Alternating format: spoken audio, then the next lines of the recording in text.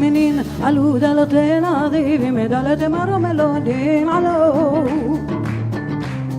اللي حي مريم مع رجالو بمكول مروحو يا علو اللي حي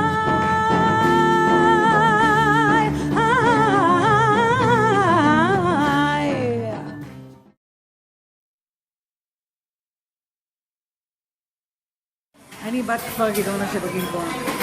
ליד הכפר ישנו מעיין חרוד, וזה היה הבית השני שלנו. רוב הזמן היינו קמים בבוקר, הולכים, טובלים בבריכה, בעצם היינו שם עם סנדוויצ'ים עד הערב. ואז זה איזה אירוע גדול של מטעם העבודה של אמא שלי, ואמא שלי לקחה אותי כמו שאני עם בגד ים ודחפה אותי ככה בדחיפה קלה, תעלי לשיר. תעליתי ושרתי את מה עולה לי וראשה טיפס לגדיל. עכשיו ילדה בת 8, שרה שיר של גדולים, שיר ערס. אני עושה מה שהיא אומרת לי בעצם. אמא שלי כנראה היא זאת שהייתה צביקה הדר של אז, מגלת כוכב נולד, ומאז סימנו אותי כזמיר של האמת. אני זוכרת את עצמי שרה בכל מיני הזדמנויות, בלי להתבייש, בלי לחשוש, עומדת, לא שמה ידיים ככה, מחכה את הזמרות הגדולות. אני לא ידעתי שאני זמרת, אני עשיתי מה שאמרו לי. והיום אני אחרי 5 אלבומים, עדיין עושה, עדיין חולמת, עדיין יוצרת ערבים, עדיין עושה שיתופי פעולה עם נגנים וזמרות, זמרים, ואין מושרת ממני.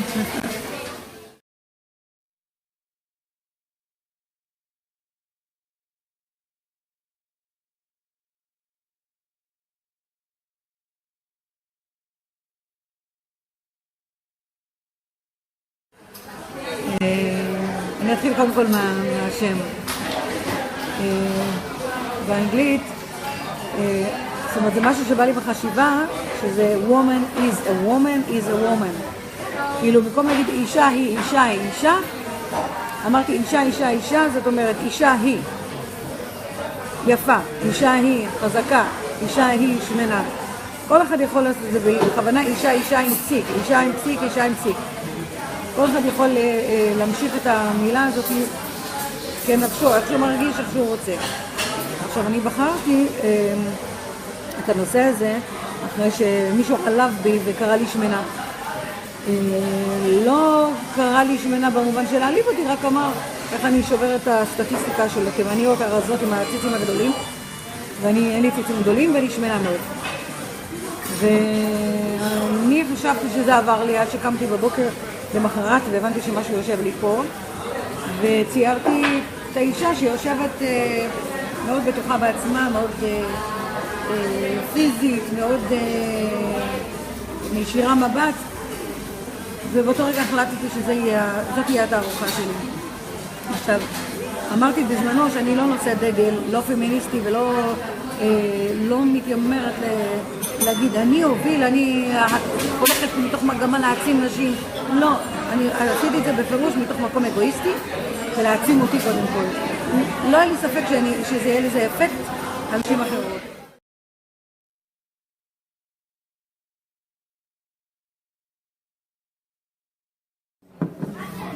אני אוהבת נשים שהן ציור של נשים מלאות.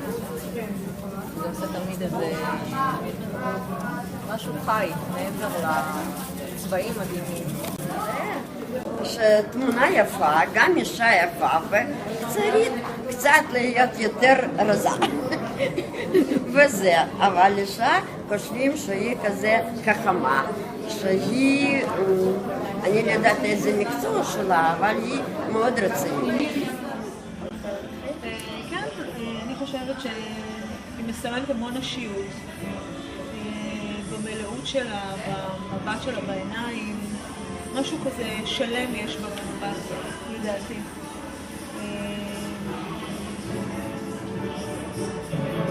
זהו, משהו רגוע, לא יודעת. טוב, אני רואה בה המון בשלות. זה מחבר אותי נורא לגיל שלנו, אנחנו כבר מעל 20 שנה חברות, ועברנו כברת דרך. ואנחנו מרגישות היום מהגיל שלנו גם את הבשלות הזאת, זה נורא מחבר לגיל, לתמונה, לעניין הזה שיש בה, היא גם לובשת סוג של בגד שמאוד מרגיש שהיא שלמה עם הגוף שלה. ומבליט מאוד את האישיות שלה. ואת הגלגלות שבה. וזה נורא כיף שמגיעים לשלב הזה.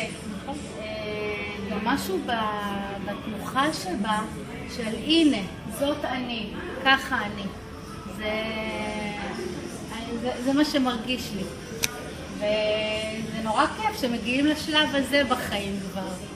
שלא צריך כבר יותר מדי לחסות ולהחביא, אלא זה מה שיש. להגיע לשלמות, אני חושבת שגם איילה מהמקום הזה צעירה, גם היא מציירת את הציור, ממקום של בשלות, של שלמות, עם הגוף שלה, עם הגיל, עם הכל, יש בזה המון אור.